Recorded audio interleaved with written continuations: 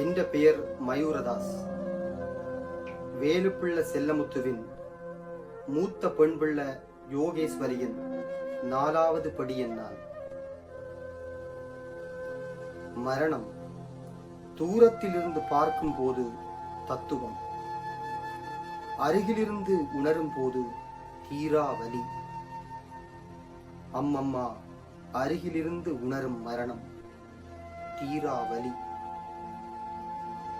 கணபதி பிள்ளை செல்லம்மாவின் பிள்ளை, வேலுப்பிள்ளையின் மனைவி, சுப்பிரமணியத்திலிருந்து ஜெயந்தி வரையிலான 9 பிள்ளைகளின் தாய். பிறந்த இடம் குடத்தனை, புகுந்த இடம் வராத்துப்பளை.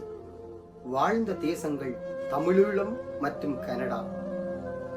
பிறந்தது 1932, நிறைந்தது 2025. 7 அடிக்குள் முடிந்துவிட்டது வாழ்க்கை குறிப்பு. உலக ஜீவராசிகள் ஒவ்வொன்றுக்கும் இன்னொரு உயிரை அதிகம் பிடிக்கும்.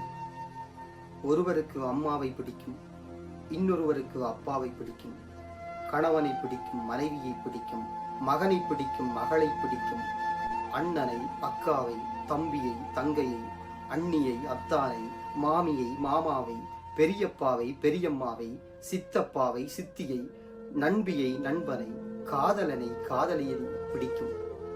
இன்னும் சில பேருக்கு நாயை, பூனையை, அணிலை, புறாவை, ஆட்டை, மாட்டை பிடிக்கும். இப்படி உலக ஜீவராசிகள் ஒவ்வொன்றுக்கும் இன்னொரு உயிரை அதிகம் பிடிக்கும். எங்கட குடும்பத்திலே இருக்கிற ஒவ்வொருவருக்கும் அதிகம் பிடித்த உயிர் உறவு அம்மம்மா. எங்கட குடும்பத்திலே இருக்கிற ஒவ்வொருவருக்கும் அதிகம் பிடித்த உயிர் உறவு அம்மம்மா. அம்மாவின் அம்மா என்றதால் எங்களுக்கு அம்மம்மாவை பிடித்ததா என்றால் அது ஒன்று மட்டுமல்ல அம்மம்மாவை எங்கள் எல்லோருக்கும் பிடிச்சு போக காரணம். அம்மம்மாவுக்கு எங்கள் ஒவ்வொருவரையும் பிடிக்கும். அதனால் தான் எங்கள் ஒவ்வொருவருக்கும் அம்மம்மாவை அவ்வளவு பிடிக்கும், அளவு கடந்து பிடிக்கும். அம்மம்மாவுக்கு எங்கள் ஒவ்வொருவரையும் பிடிக்கும். அதனால் தான் எங்கள் ஒவ்வொருவருக்கும் அம்மம்மாவை அவ்வளவு பிடிக்கும், அளவு கடந்து பிடிக்கும். ஒருவரை குடும்பத்தில் அனைவரும் நேசிப்பதே கொம்பு தேனாகிவிட்ட இந்த காலத்தில் ஒருவரை அவர் சுற்றமெல்லாம் நேசித்து நிற்கிறதே, அது எப்படி? அம்மம்மா அனைவரையும் நேசித்தார். அம்மம்மா அனைவரையும் ஒரே மாதிரியாக நேசித்தார். அவர் அனைவருக்கும் முன்னுதாரணமாக வாழ்ந்தார். அவர் ஒவ்வொருவருக்கும் முன்னோடியாக வாழ்ந்தார். செல்லமுத்து தமிழ் சமூகத்தின் முதுசம், எங்கள் குடும்பத்தின் கலசம். செல்லமுத்து தமிழ் சமூகத்தின் முதுசம், எங்கள் குடும்பத்தின் கலசம். நான் அறிய 93 வயதில் மரணித்த ஒருவருக்கு இத்தனை இதயங்கள் உண்மையாய் அழுதது அம்மம்மா உங்களுக்குத்தான். நான் அறிய 93 வயதில் மரணித்த ஒருவருக்கு இத்தனை இதயங்கள் உண்மையாய் அழுதது அம்மம்மா உங்களுக்குத்தான்.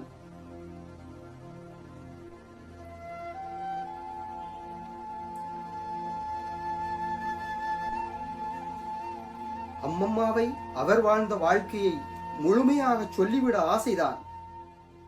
நேரத்தை கருத்தில் கொண்டு நான் அறிந்ததை, நான் உணர்ந்ததை தந்த நேரத்துக்குள் முடிந்தவரை சொல்லிவிடுகின்றேன். வாழ்க்கை புரியாத வயதில் கல்யாணம் நிகழ்ந்தது. அம்மம்மாவுக்கு வாழ்க்கை புரியாத வயதில் கல்யாணம் நிகழ்ந்தது. அதனால் தான் என்னமோ 9 பிள்ளைகள் பிறந்தது. வாழ்க்கை புரிகின்ற வயதில் கணவனை இழந்தார். வாழ்க்கை புரிகின்ற வயதில் கணவனை இழந்தார். நான் அறிய அம்மம்மாவை தவிர இன்னொரு பெண்மணிக்கு இது நிகழ்ந்திருந்தால் அன்றோடு அவர் வாழ்க்கையை முடித்திருப்பார், அல்லது இன்னொரு வாழ்க்கையை தேடியிருப்பார். அம்மம்மா புதிதாய் பிறந்தது இந்த இடத்தில்தான். அம்மம்மா புதுமை பெண்ணானதும் இந்த இடத்தில்தான். மறுபடியும் சொல்கிறேன், கேளுங்கள். 15 வயதிலிருந்து 45 வயது வரை கணவனுடன் வாழ்க்கை. அவர்களின் பேரன்பின் சாட்சியங்களாய் 9 பிள்ளைகள். கடைசி குழந்தை கைக்குழந்தை. கண்மூடி முழிப்பதற்குள் கணவனின் இதயம் நின்று போகின்றது. நடுக்காட்டில் கண்ணை கட்டி விட்டதாய் இருந்திருக்கும். குருவியின் தலையில் பனங்காய் சுமை. அத்தனை பொறுப்புகளும் அம்மம்மா ஒருத்தியில் திணிக்கப்பட்டது. எப்போது நினைத்தாலும் அச்சம் முட்டிக் கொள்கிறது. மூத்த பிள்ளைக்கு ஒரு தேவை, பெண் பிள்ளைக்கு இன்னொரு தேவை. 9 பிள்ளைகளுக்கும் பல 10 தேவைகள். எப்படித்தான் சமாளித்திருப்பார்? 9 பிள்ளைகளுக்கும் உணவுக்கும் உடைக்கும் ஒவ்வொருவரையும் ஆளாக்குவதற்கும் அம்மம்மா ஓடாய் தேர்ந்தாள். ஆடு வளர்த்தார், மாடு வளர்த்தார், கோழி வளர்த்தார், ஓலை பின்னினார், விவசாயம் பண்ணினார், தன்னை மெழுகாக்கினார், குழந்தைகளை ஆளாக்கினார். ஆடு வளர்த்தார், மாடு வளர்த்தார், கோழி வளர்த்தார், ஓலை பின்னினார், விவசாயம் பண்ணினார், தன்னை மெழுகாக்கினார், குழந்தைகளை ஆளாக்கினார். 9 பிள்ளைகளில் 7 பேர் ஆண் பிள்ளைகள், 2 பேர் பெண் பிள்ளைகள். குழந்தைகளை அவர்கள் வழியில் வளர சுதந்திரம் கொடுத்தார். வறுமையிலும் செழுமையாய் வாழும் மந்திரம் சொல்லிக் கொடுத்தார். தாயின் பாரத்தை பகிர பிள்ளைகள் முன்வந்தார்கள்.